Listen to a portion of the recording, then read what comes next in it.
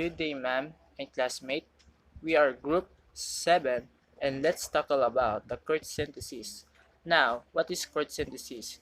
Chord synthesis is a putting from many sources together in one essay or presentation after the reading several books, watching movie, and participating in a variety of class activity.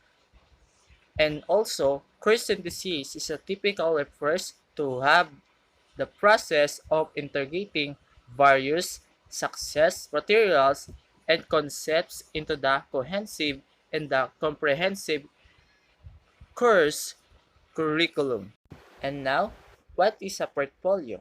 Portfolio is a collection of documents, works, of efforts that showcase a person's skill, accomplishment, and the experience. It is often used in a job application, college admission, or profession settings to demonstrate the quality and breadth of someone's work.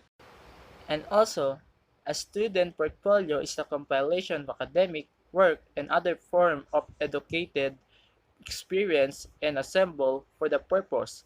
Number one, evaluating coursework quality. Number two, determining whether students have a learning standard or other academic requirements for courses, grade level, promotion, and graduation.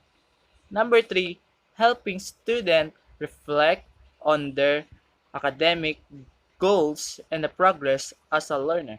Number four, creating a lasting achieve of academic work products and accomplishment and other documentation. What to include in portfolio? Number one, notebook and find with documents. Number two, student created website. Number three, written assignments.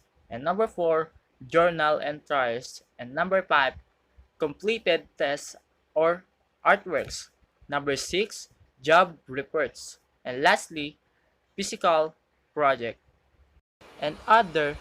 So we have number eight, other material evidence of learning progress and the academic accomplishment. So that is a reward, honor, or recommendation, right, evaluation by teacher or peers.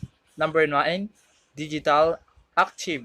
Number 10, multimedia presentation. Number 11, blogs. Number 12, student created videos. Number 7, spread hills.